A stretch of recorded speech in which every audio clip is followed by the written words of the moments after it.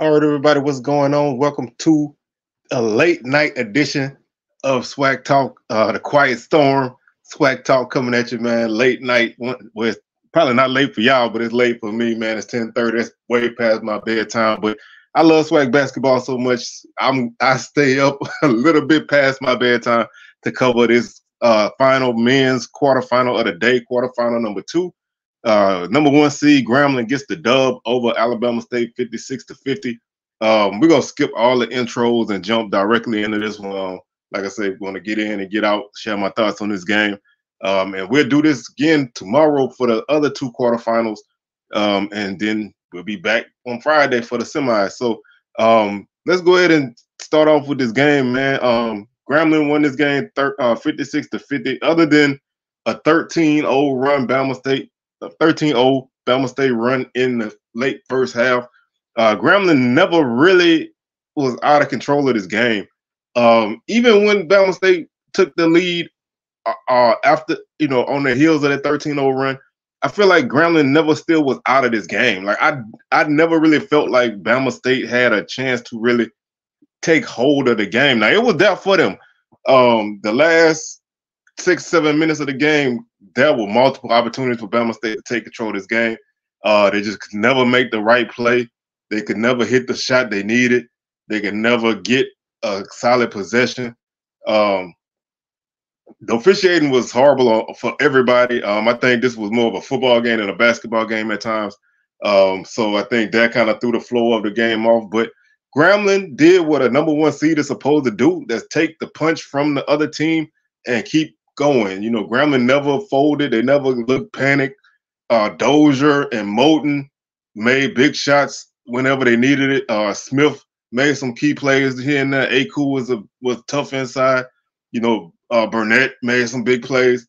Grambling showed why they are the number 1 team. And I know a lot of people don't feel like Grambling is that good. I heard people say Grambling was fraudulent because they lost the game at the end of the season. That really didn't matter. This team is going to win the SWAC championship. I still feel that way. Nothing happened tonight even changes my thought process on that. So let's go ahead and talk about the stats of this game. And then I want to take a couple minutes after that to talk about Bama State basketball for a second from my point of view. Bama State, like I said, they scored 50 points on the night. They were led by TJ Madlock with 15 points, 5 of 7 shooting, 2 of 5 from 3 and 3 of 5 from the line. He also had 7 rebounds on the night, 3 assists, and 2 fouls. Isaiah Range was the only other Hornet in double figures with 10 points, 4 of 7 from the field, 2 of 5 from 3. Did not attempt a free throw. He had 4 rebounds on the night as well, and 1 block on the night for them. Grambling was led by Kentavious Dozier. He had 18 points on the night, 6 of 13 from the field, 3 of 6 from 3, 3 or 4 from the line. He had 3 rebounds, 1 assist, and 1 turnover on the night. Also finished with 3 fouls.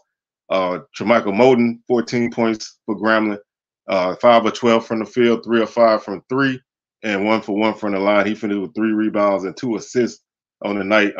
Burnett led Grambling with 8 rebounds. He also had 11 points as well, going 2 of 9 from the field, 2 of 4 from the 3-point line, and 5 of 6 from the free throw line.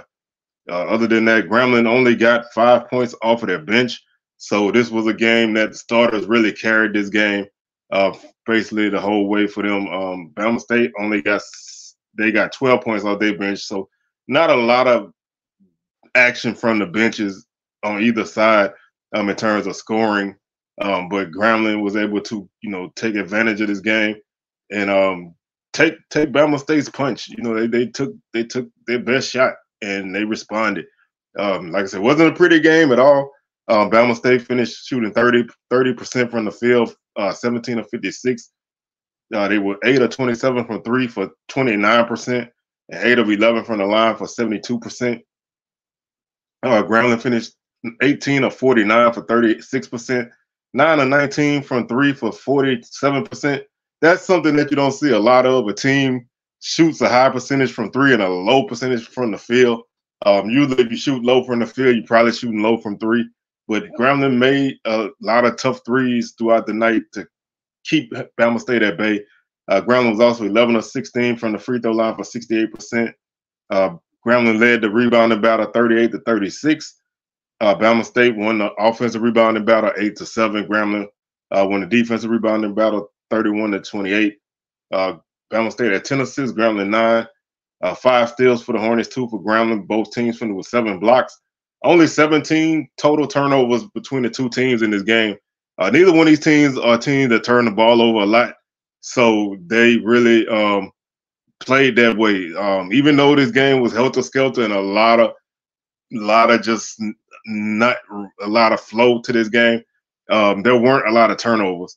Grambling finished with 3 fast break points. Bama State 3 fast break points. Both teams finished with 7 points off of turnovers. 12 points in the paint for both teams. Bama State finished with 16 fouls. Grambling 11. Bama State had 1 lead at 1 point. At the end of that 13-0 run, Grambling's biggest lead was 12, and that's pretty much how this game stacks up statistically. Like I said, it had the opportunity to be a game that could. I mean, it came down late, but I don't feel like it was a down to the wire. Bama State got a chance to win this type of game. I think it was just one of those games where, as long as Grambling didn't mess it up, they would win this game, and that's pretty much what it turned out. My biggest gripe about this game, and number one, this is a team in Bama State who probably shouldn't even been here. If Pine Bluff doesn't lose on Saturday, and Bama State obviously doesn't upset Grambling on Saturday, they're not here. And they showed to me why this team was the way they were. If you read any of my articles or you listen to some of my breaking down the conference race toward the end of the season, I kept saying I don't know what this team is. Well, now I know what this team is, man. This team is a team that does not, they don't have a great offensive flow. When they run, I really see a lot of one-on-one, a lot of just not even like that James Harden type of ISO where you're really trying to set a guy up before you break him down. I just see a lot of one-on-one play, not a lot of movement with the rest of you guys, no real ball movement. Every now and then they would move the ball around and they would get a good shot. Shots just weren't falling. But especially late, like one key play, I think Bama State was down by 4 with like 30 or 40 seconds left. They break, they run another ISO basically, break the man down, take a falling fadeaway shot almost behind the basket. Just not a great shot at that point in time when if you make the extra pass, a guy's gonna be open. You're not really working inside. You got guys who can get to the basket. Some of it was, they were kind of hesitant because refs were not really calling a lot of stuff. So, you don't want to go headlong in there and just get hacked and, miss a shot and don't get a foul.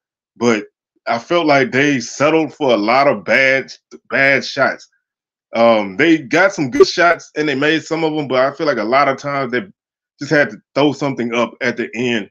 And that's what really made this a tough game for them, because I feel like they never had the offensive rhythm to make anything happen. I think this is a very athletic team. I think when they can get up and down the floor and, it gets kind of high tempo, and they can get to the basket and finish, then they can knock down some shots. But if they have to stand out there and shoot jump shots, or they can't get to the basket right away, they don't really have any rhythm or clue to what they're doing. And I'm not trying to pile on them, but I just spent most of the game just like looking at it like, they're just not really making great basketball plays. And when you compare that to, Grambling making the extra pass, getting to the basket, the guys playing their role, kicking it into Aku, he working down low, he kicks it out, Smith getting to the basket, Burnett in and out, Dozier and Moden, they all making plays, they all playing their roles. And that's, to me, the difference between, besides record, that's the difference between that team and the other team. And yes, the game was close, but I still feel like Grambling never lost control of this game. So it was a solid effort for Grambling, survive and advance. That's all the tournament is about. And whether you win by 1 or 50, as long as you win, you advance to the next round. They don't punish you for playing a game tighter than you probably should have, especially in the first round. Um, there's no, I can't hold anything against Grambling. They played a great game. You know, they did what they needed to do. They got the win.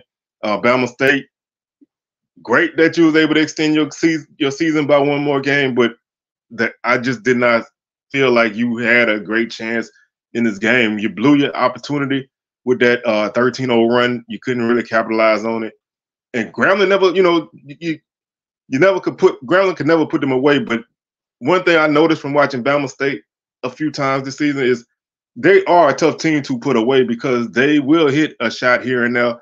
They'll have a run here and there to keep them within 4 or 5, but then they give it back up, and then they end up losing by like 6 or 9 points. So, that's basically the way the season has gone for Bama State. This team was 5-1 in January, and they finished the conference season 8-10. That's just I don't know where you go from here with that. There's gonna have to be a lot of heavy discussions and really looking at the direction of this team, because I do think they have some guys that can play. They have some guys that can play both off the bench and starters, but they just don't have the consistency that you need to make a run in a tournament like this. And really beating Grambling Saturday probably was the worst thing that you could do, because you really made them fully aware of you. You made them not be able to come in and kind of sleepwalk through this game, because they knew that you just beat them the other day. They're not going to let that happen again. So Grambling continues to move on, and they're still my #1 team in this tournament. They're still my choice to win it. I saw nothing in this tournament that made me feel any other way. They will take on the winner of tomorrow night's semifinal. I mean, I keep saying semifinal. Tomorrow night's quarterfinal between Southern and Bethune-Cookman. Also tomorrow, Jackson State and Texas Southern face off for the right to play Alabama A&M. So we will be moving closer and closer to the championship. Like I said, 2 quarterfinals tomorrow, then the semis on Friday, championship on Saturday. And I'm going to be back after each game to recap those games.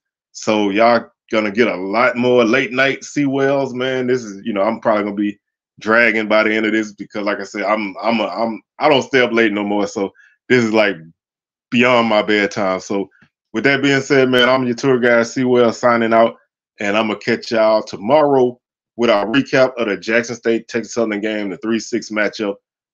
That game is at 2 o'clock. So recap should be coming probably about 5 or so before SWAC Smoke. So got a busy day tomorrow. Got recaps and SWAC Smoke. So we'll be here all day tomorrow. I'm going to catch y'all on the rebound. Peace.